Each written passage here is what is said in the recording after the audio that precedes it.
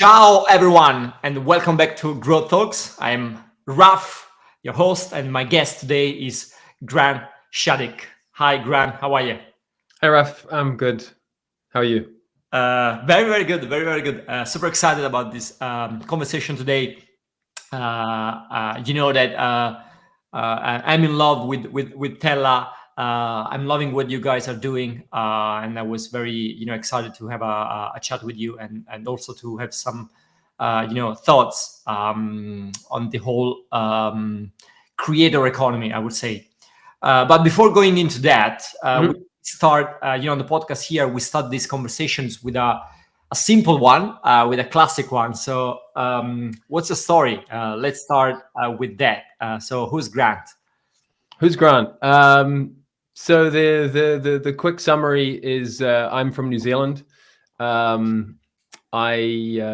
grew up in New Zealand. I lived there my entire life, and then I don't know. I don't know really what I was doing. I just studied business because that seemed like the thing that would get you a job. And then I got really shitty grades, and then I left university and didn't really have like a defined path or career because I couldn't get into like the good jobs that everyone wanted to get in with a business degree. And so I just started doing kind of like odd jobs and things like that. I worked at a hardware distribution company where we had to merchandise screws and tools and things into like New Zealand hardware stores.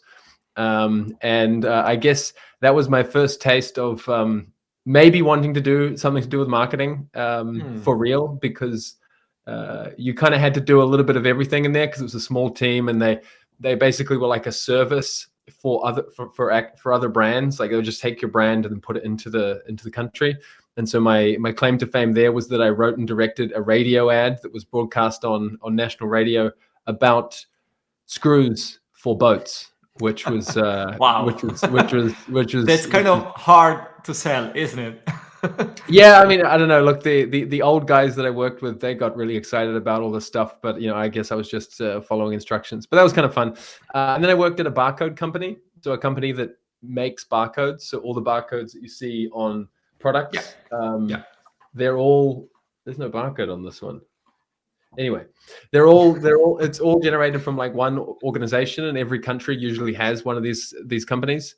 And I sort of worked there, and that was where I got interested in software, because they kind of had like software and built their own software to help make it easier for people, customers in New Zealand to start using barcodes properly.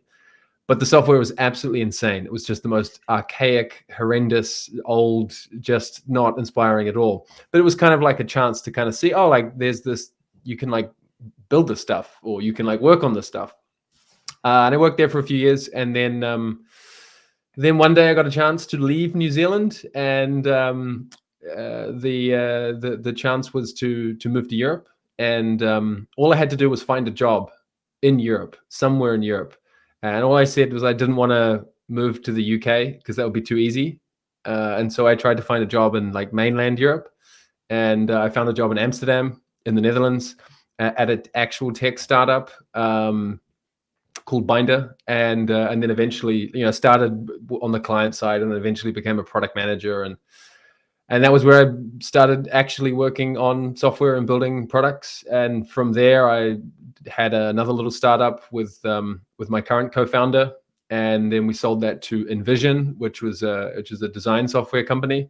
We worked there for a little while, and then after working there for a while, we thought we should do a startup properly now, instead of like the sort of baby, the sort of mini startup that we'd done and sold.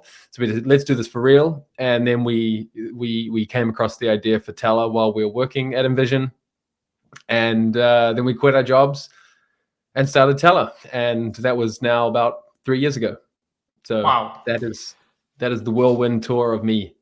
What about the previous one? So you said that you sold it to InVision, but what was that about? What kind of software was that? Yeah, so this was a app to help copywriters, so people who write write copy for advertising and things, but copywriters for design and products. So they were called UX writers. So the idea was to help UX writers and designers collaborate on Sketch. And Sketch a few years ago was the kind of main design tool before Yeah. Figma kind of took over. And Figma from the beginning had real-time collaboration, and it meant that, you know, lots of different stakeholders could jump into a design file and work and collaborate together. But if you're on Sketch, you didn't have that. And so this app, the idea was to make it possible for designers and writers to collaborate. So a designer could sync their files to the web, and then a writer could just log into the application on the web, and they would see the design, and all of the text fields in the design were editable. So the writer could just go in and start testing out different bits of copy and different text and language, translations even. And then that would all get synced back into the design on the designer's real design file. And that was called Copy. There was 3 of us that worked on this. And yeah, we kind of launched it, and it caught the attention of Envision pretty quickly. And they were kind of in a phase where they were growing and trying to expand into different areas outside of the original design product. They wanted to bring in, you know, a copywriting tool. They wanted to bring in a proper design tool. They wanted to bring in prototype. They sort of wanted to expand, and we were one of the areas that they were interested in. So we kind of said, yeah, cool, let's join you guys and do this. I love how you can actually, you know, kind of connect the dots between all these experiences. You know, there's the famous Steve Jobs speech, you know, the one at Stanford, I think, when he said that you can only, you know, connect dots when you look back. And you said like you started from, you know, a shitty job selling, you know, screw, and then you moved to barcode, and then but each step it kind of was kind of, you know, an important step to bring you where you are now. So you learned about marketing, and then you learned about software, and then you learned about design. You know, all this together allowed you to build, you know, one startup, and then to the second one with Tella. I think, yeah, I mean, I think that it goes back to the cliche of hindsight. You know, like everything sort of makes sense when you kind of look back on the past. But I guess you know, if there's any advice there, or like, you know, any kind of confidence there, is that if you don't know what you're doing, or it doesn't feel like you know what you're doing, you probably are kind of, you know, there is some kind of path that you are, you know, subconsciously, you know, taking there or creating there. It's gonna make sense in a few years, maybe. Yeah, exactly. It may not seem like that at the time, but eventually it kind of it pans out. I think you just need to kind of just keep trying to do what you enjoy, or what feels like an interesting area to explore, and eventually that's gonna add up to something. And how did you move from UX, you know, design and copy, from that area, from that world to video with Tella? Why was that? How it happened? Yeah. I mean, in the I never really made the so I joined our previous startup called Copy.io as I was a product manager. So I was not a designer, and I was not a engineer. My co-founder at the time, who kind of came up with the idea, he was the designer, and my current co-founder, he was the engineer on that, and I was there to kind of, you know, do everything else, marketing, you know, writing and things like that. So I've always been a little bit, I've always been a little bit kind of removed from that, and just kind of learned it on the job, you know. So I had no previous experience like really being a designer or really being a copywriter.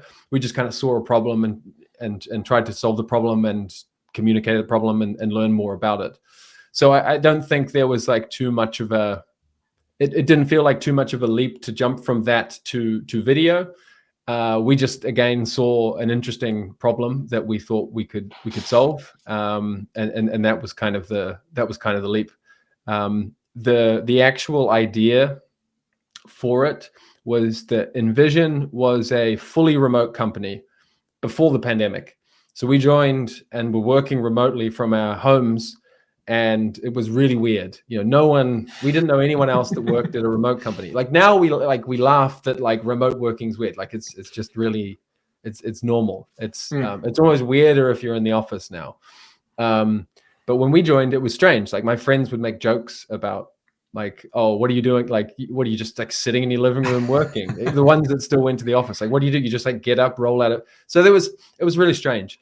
But in that strangeness, a company like InVision, who'd been pushing remote work so hard for as long as they'd existed, they had a bunch of interesting practices to really make it work. They had to be very deliberate because no one had any experience in it. So they really had to design a culture and a process and a way of working that meant that being 700 people distributed across the world, that they could work together properly.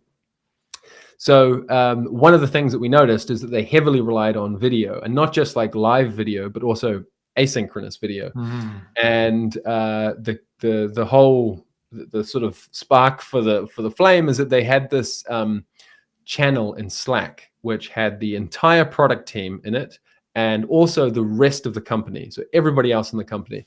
And the product team were the only people who could post stuff in there. So product managers, designers, and engineers.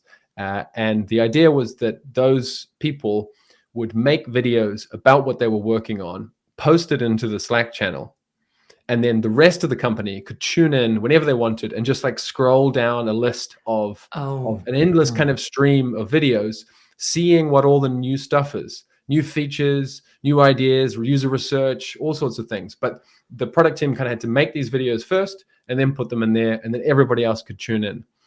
And the channel, the Slack channel, was called Product TV. In fact, there was two channels. It was Product TV and Product Backstage. And Backstage was all the work in progress stuff, and Product TV was all the stuff that you were allowed to share with customers. So this was interesting on its own. Just this like concept of like a TV channel that the rest of the company could tune in to learn about what's going on. But the thing that we got really excited, my co-founder and I got really excited about, was that the videos that people were interested in, the videos that people watched, were the ones that were better made. The ones where the person making them had like done a cool intro and had like background music and effects and like cool layout and background images and everything. The ones that people like really put the effort into, like people were like, oh sick, like so and so's just launched a new video, like let's go and watch it. Or people would just be like commenting on there, we love the video. The problem was, the one thing that was clear was that like if you make a cool video, it's engaging and it helps with internal communication. But the problem was that like everyone who was making these videos, and I was one of these people who spent a lot of time making the videos. The problem was like you would have to use traditional video editing softwares like ScreenFlow or Final Cut or something, and you would spend hours making your like monthly update video about your like little feature or something. It was fun, it was cool, and it got people watching it. But it was just insane that we were using software designed for film editors or YouTubers or whatever.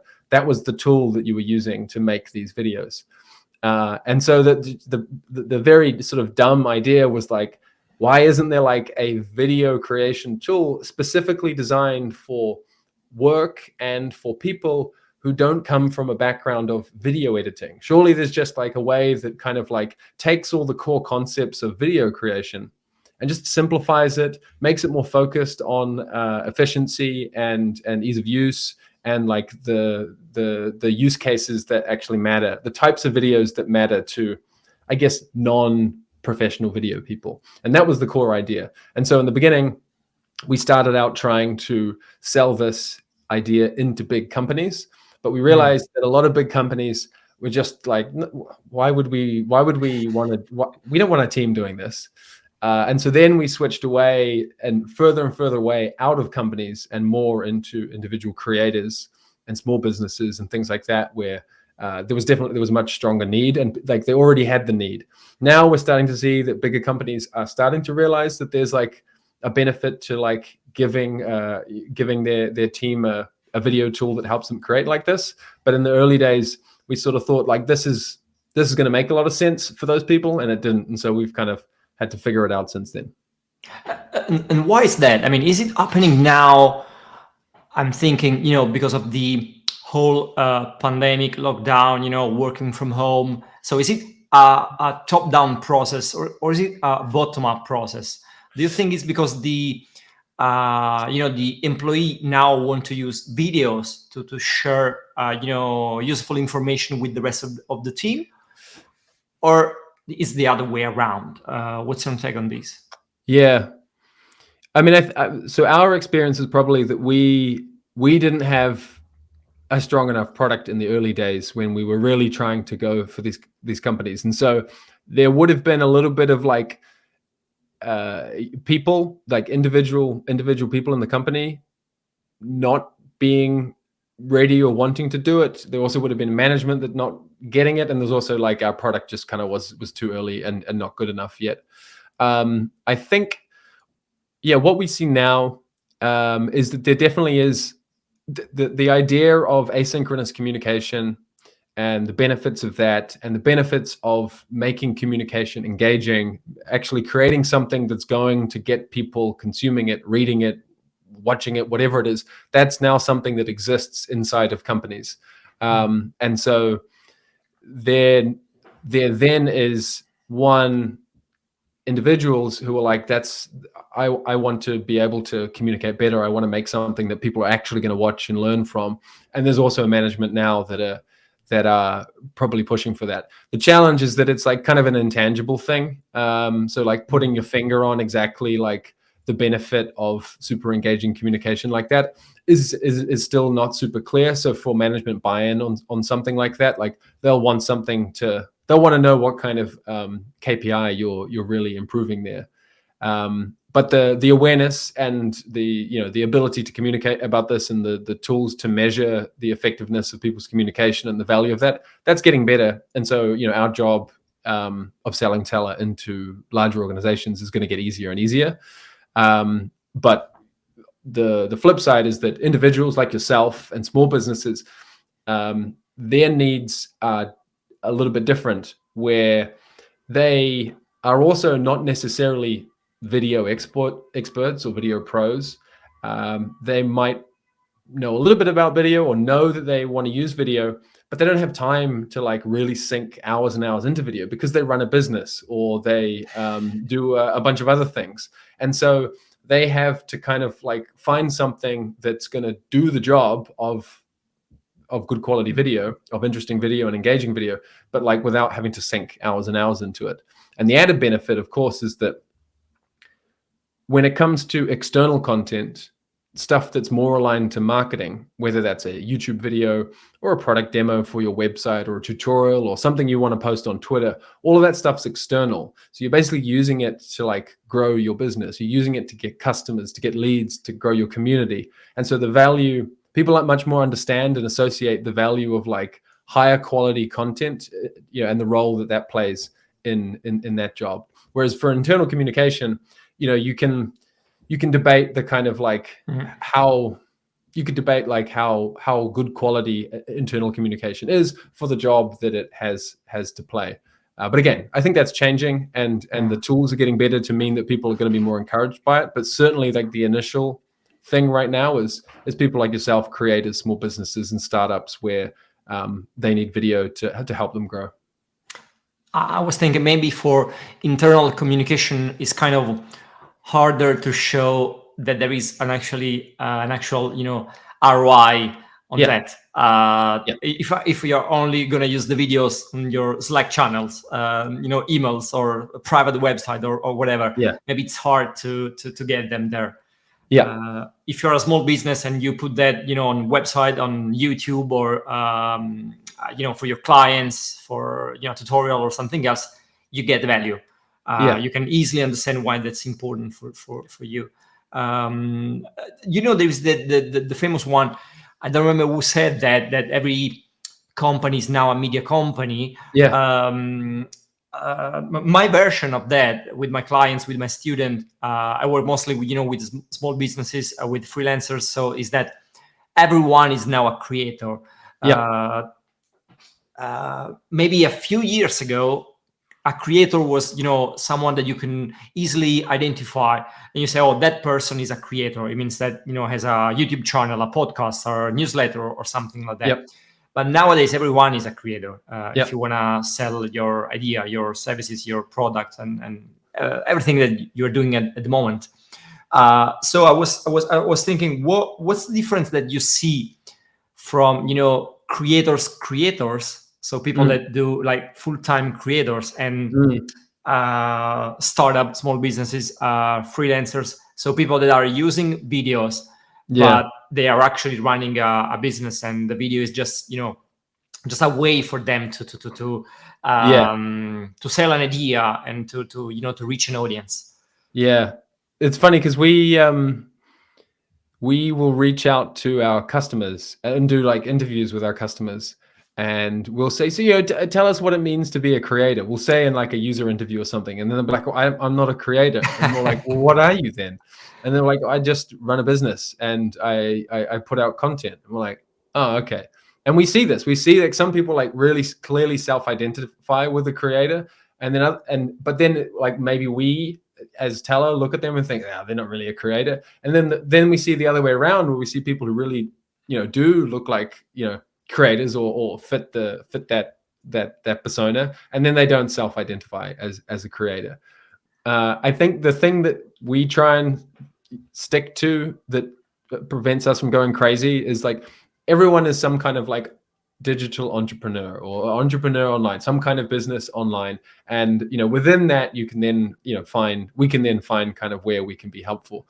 But I think the difference between some kind of traditional creator and businesses or entrepreneurs that just kind of using content as a sort of side means,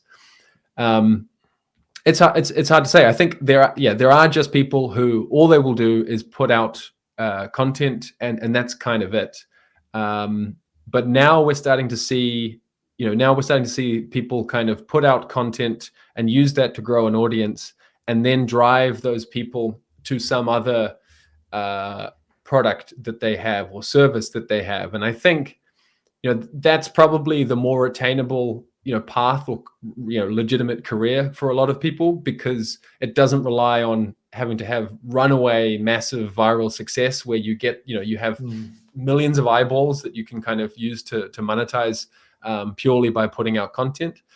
So I think that it's getting blurrier as more people, as there are more financial opportunities, and there are more people that want to be able to have this kind of freedom, because it is quite a flexible, it can be quite a flexible career. The other thing as well is, like, I was at a conference with a bunch of creators, and I would ask the people that we had a bunch of customers there, and I was sort of asking them, like, what does creator mean to you? Where did the term come from? Are you one? Is it going to go away? And I think one of the best answers I heard was like 10 years ago or something, you were a podcaster, or you had a blog, or you sold an online course, and you were one of those things, and you would just do one of those. And now you are a creator, because the tools have gotten better, and people's ability skills have gotten better, and now everyone can have a blog, and everyone can have a newsletter, and everyone can put out a course, and everyone can run a podcast, start a YouTube channel. Like, all of these things are much more accessible, and the tools and the ways to grow these things are becoming more accessible. And so I think people are basically just kind of busting out of the silo of being a podcaster, which you might have been as a standalone 10 years ago. And now you have a podcast, and you also have a paid newsletter, or so and so, and then you kind of all ladder up to a creator. And I think thinking that, then, maybe the word creator will change, but people are still going to continue to make money online, make their livings online, primarily through putting out content and information that other people consume and pay for. It's almost like, on one side, every entrepreneur was kind of becoming a creator because they had a need, and the need was to reach an audience. And on the other side, creators are becoming more and more and more entrepreneurs, because now they realize that if they want to monetize, it's not enough to be on YouTube or Yeah. TikTok or Instagram, but they Yeah. can have their own, I don't know, e-commerce or app, Yeah, or I exactly. don't know, merchandising and whatever. So they kind of meet in the middle, and Yeah. that's why the line is blurry now, because Yeah. everyone is an entrepreneur and everyone is also a creator at the same time. Yeah. I think the another kind of parallel to this, I suppose, is around startups, which is, I guess, the other kind of world that I live in. Like, I guess I was more familiar and had a better understanding of kind of like the early stage startups. Having kind of been interested in that for a long time, and running my own. And the creator thing is something that I've kind of learned and had to sort of like join, to get to a better understanding of the world. But I guess what you also see in startups as a parallel is like, maybe 10 years ago, being a startup founder was kind of this, quite specific thing. Like, you were working on some weird bit of software or app or something. You probably had venture capital, and you probably didn't have a lot of it. And, your job was to kind of turn something very small into something massive.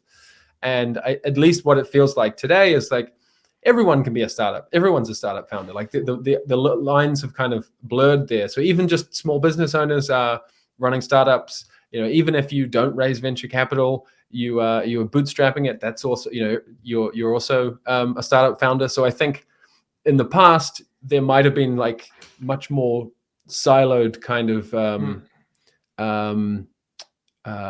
disciplines or sub disciplines or something, and now kind of like the idea of building a startup and having or building software is something now that there are the tools and pathways to growing that are much more accessible for everybody. So I feel like there's maybe some parallel there in terms of looking at when a space kind of, we're in a space like the tools get better, the opportunities get better, the knowledge is much more accessible, then you kind of see this maybe phenomenon. The same thing you see in creators, maybe you see it in startups, and potentially there are other places as well. If you are enjoying this episode, please check out my lead generation course. You can watch it for free on gaito.link/skillshare, GAITO. As an entrepreneur, marketer, or business owner, you know how crucial lead generation is. In this course, I'll be sharing with you 20 proven tactics for lead generation in both B2B and B2C markets. You can watch it for free on gaito.link/skillshare, GAITO. You'll find the link in the description. And I was thinking that also the founder role has changed a lot. I mean, 10 years ago, 15 years ago, it was quite hard to see, a founder that was kind of, that had a strong social media presence, that was creating content. Of course, if your startup was Airbnb or Uber, one of those, you were kind of famous, but everyone else was maybe, I don't know, posting weird stuff on Reddit, and that was it. Nowadays, and I also see your content, for example, every tutorial on your website is made by you. Nowadays, I see that every startup founder is kind of, I don't want to say he's an influencer, but it's a creator at least. So they want to position themselves in that niche. They want to be someone that is, that people can easily recognize and say, oh, that's the guy from that company. He knows a lot about that topic, because I follow him, I don't know, on Twitter, on the website, on the blog, on newsletter, on YouTube channel. Is it something that I see in the market, or you see the same, from your perspective? Yeah, I definitely see the same. Like we at Tella, we sort of approach that in our own way as well. And there's definitely some kind of startup law that exists around, how founders should build some kind of personal brand or have some kind of recognition, or build at least some kind of social presence. I don't have a particularly great social presence, and don't feel like I'm great at that. But what I do like and enjoy and think it helps with Tella is just kind of being the face of the product as much as possible. Whether it's every email is addressed from me. I'm in all the videos. I'm in all the videos on the website. And so I think that's our own interpretation of this. I think if I can get Twitter famous at some point someday, then that'll help, or build a YouTube channel like yours, then that'll also add to it. But I think where this all comes from is probably seeing maybe two things. One is that individuals can do a lot more these days, and I think people, founders especially, kind of realize that they don't necessarily always need a massive team. So you can be involved in a lot more stuff and be much more visible. And then I think the other side as well is that founders have probably seen the success of creators and influencers, and the fact that these are people who, from the a founder and a product and engineering side of things, they're like, oh, they're not making anything. What are they doing? Yet people are like so engaged, and they have crazy fans, and they're making loads and loads of money. And so I think on the product side, you're sort of like, they don't actually make anything. So like, what's the deal there? And the deal is that people want to buy from people. People want to follow people. Mm-hmm. People want a connection with a person. So it's not enough just to have a cool product or a useful product or whatever. You want to be someone, or your company should have some kind of personality or brand or whatever that people are also interested in and want to build a connection with. So I think it's those two things that is kind of creating this this trend or phenomenon or whatever. People want to buy from people. I love it. That is so true. And it's always kind of, in 2023, for me, it's always kind of very strange, very odd. Every time I get an email from a company and there is, in the signature, you don't see a name. It's like, the team, the staff, or, the brand. It feels kind of, I don't know, so far away from me. I don't know, it's it was normal maybe 10 years ago, 15 years ago. Nowadays it's not anymore, thanks to startups mostly. But I still see a few companies that do the same, and it's, I don't know, people want to buy from people. I love it. And how do you see, in this whole scenario that you were describing, the role of videos? You guys, of course, work with videos. Video is your thing. What's the role of video in that? I mean, I think video is one of the best ways to, if not the best way, to get personality across. Like, it's the most kind of like high fidelity, real version of getting a personality, for someone else to understand a personality. And so I think if that is important to you, or if that adds value to your business, or you find some kind of advantage there, then video is really hard to beat in terms of getting a personality across. Just because, like, if you can't be in the same room with someone, have a conversation and engage with them like that, which is, it's, as a startup founder, it's very difficult to do that with customers all over the world these days. Video can kind of be, bridge the gap there, where you can kind of get yourself across and your ideas across to loads of people.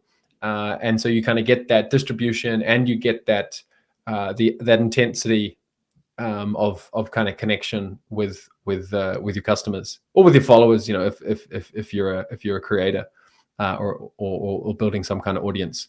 So that's basically what we believe, and that what drives all the stuff that we do at Tella is, like, it's the best way to kind of get your ideas across, your personality, and that kind of comes back to the product, with us trying to make it easier and more, easier to do that, and give you more tools and interesting ways of expressing yourself.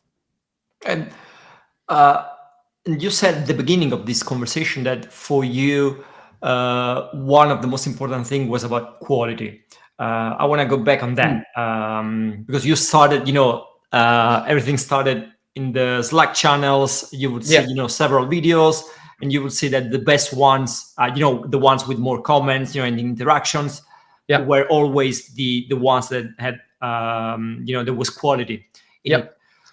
And of course, if you want to make great videos, you have to be an expert. You have to know how to use, softwares like super professional video editing software. So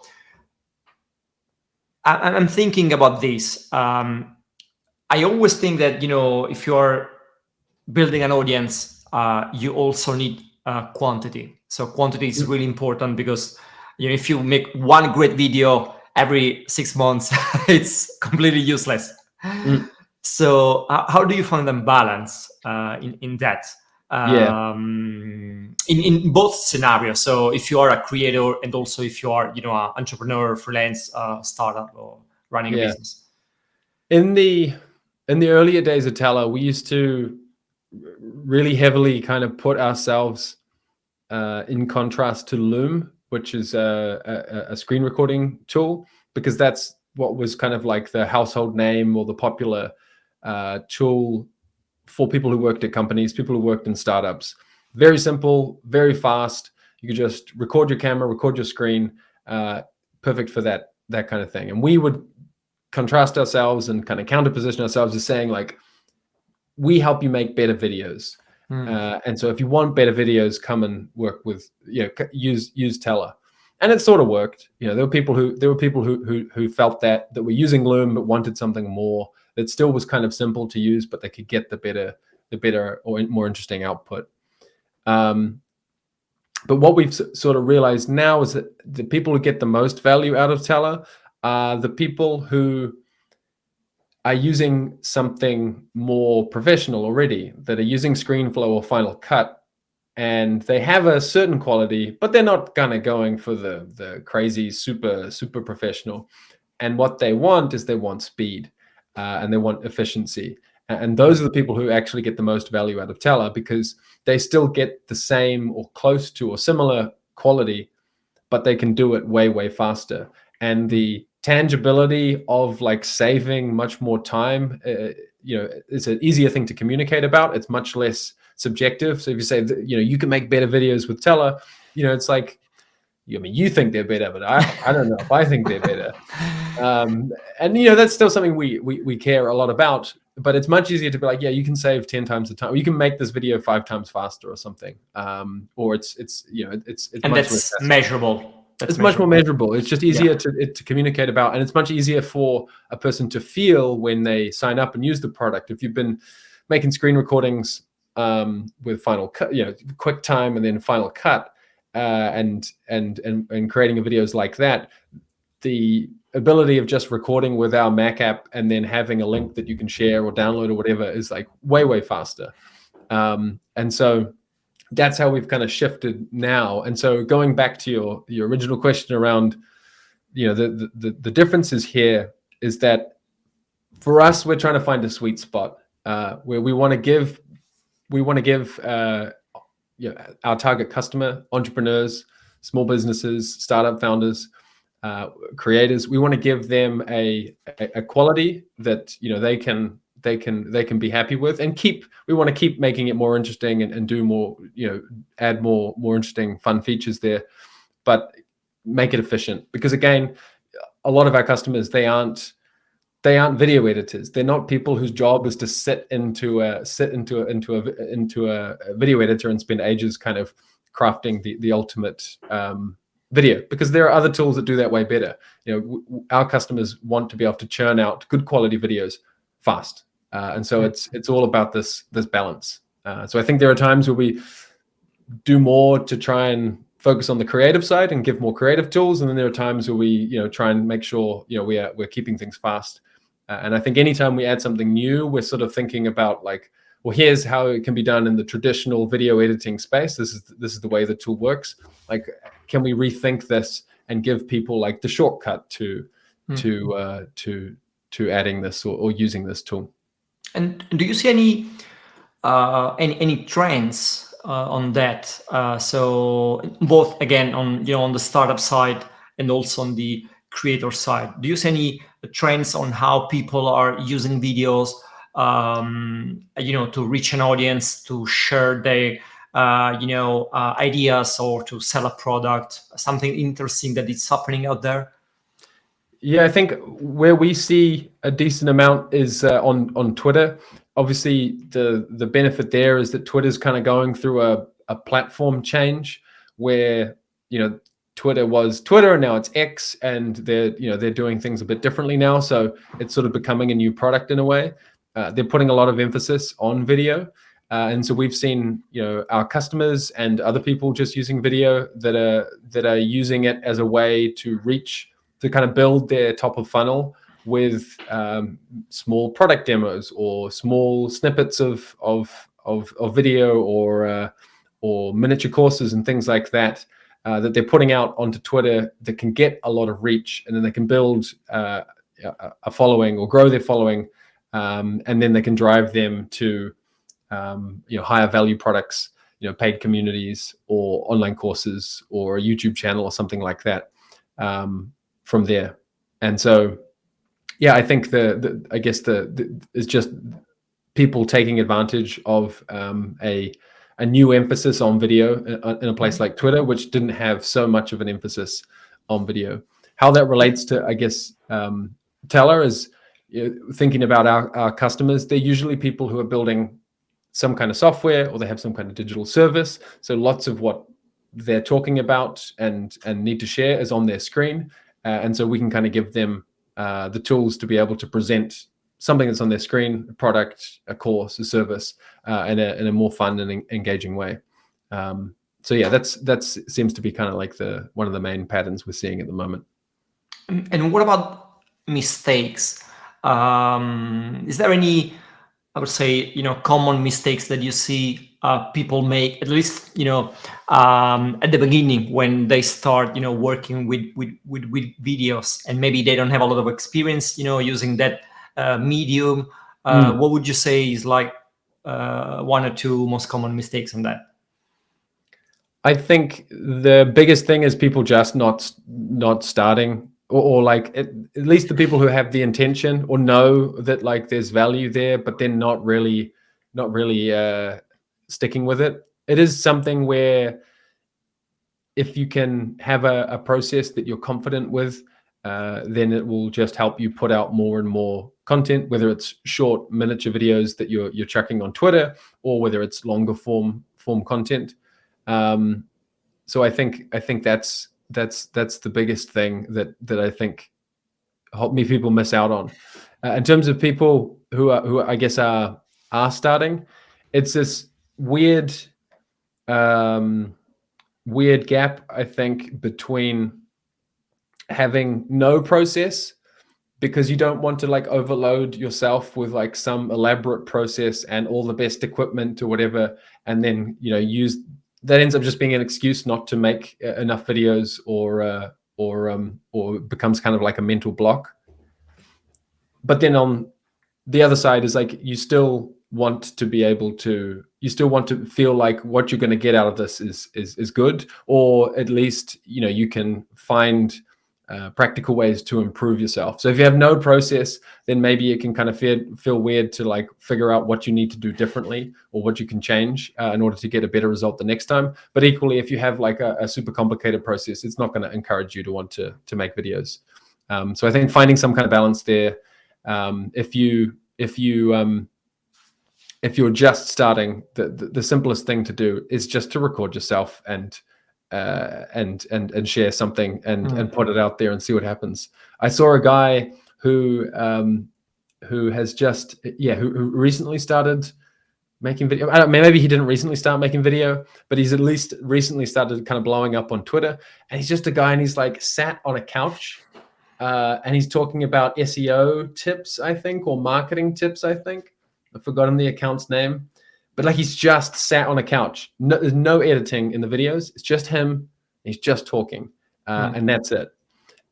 So yeah, he has just built a process where he can just sit down and record, and and churn the videos out. My camera has just gone to sleep because it's hot. Yeah, what happened then? Yeah, let me just restart it a second. Yeah, I was thinking, there is that famous quote, "Done is better than perfect." So that's the case again. So Yeah, it's definitely some. There we go. I've opened a window because it's getting quite hot here. It definitely comes back to that perfection's the enemy of done. So yeah. just put stuff out there. Yeah, Grant. Before closing this conversation, usually the last question is about books and tools. Yeah. So, do you have any cool books that you want to share with us, with my audience? Something that you are reading right now, or something very cool that you have read in last few months or last few years? Yeah, I'm not reading anything right now. I'm a reader that sort of goes in like bursts. I'll read a few things and then like I just won't read for ages, and I'll read a few things. But my favorite book, which I think is just like a great book to appeal to anyone. It's well written. It's got lots of fun examples and things in it. Is one called Ways of Seeing by a guy called John Berger. It's an art history book, but it has aspects of politics and history and kind of like, if you have some slight interest in art history, it sort of provides like this other side to art history, or a way to understand art that you might have not before. Basically, it sort of says, instead of kind of just looking at a painting and studying the painting, a painting is just a piece of history. So if you look at a painting through the context of like when it was, from where it came, who the person was that painted it, what time was it, like the much like bigger picture around art. And it's just a fun, simple, easy read, and opens up. What's the name again? Ways of Seeing. Okay, nice. Guys, you'll find the link in the description below, of course. And what about tools? Of course, Tella, but what else? Do you have any like cool tools that you use with your team, in your day-to-day work, and you really love it? Yeah, I mean, I'm sure this is not going to come as a surprise to anybody, but we at Tella are all big fans of Arc, the new browser from the browser company. It's great. It's no secret or undercover thing, but like, yeah, most of my work life centers around the browser, and the browser company have rethought so many aspects of it as a tool that we spend so much time in, and yeah, I love it. It's great.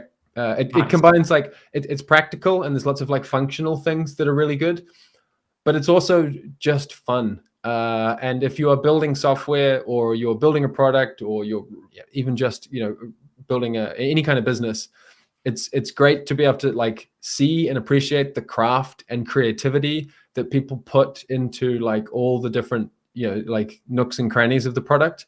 I think we've gotten really used to this from a hardware perspective, because of Apple's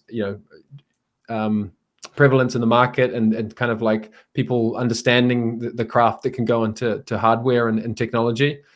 And it's still not a super, I feel like it's still not quite a super widely accepted or appreciated thing in the software world. But Arc and the browser company are definitely one of those teams that are putting care and craft and creativity into all aspects of the product, and I think it's great. Nice, great. Grant, where they can find you, follow you? Do you have any link you want to share with us?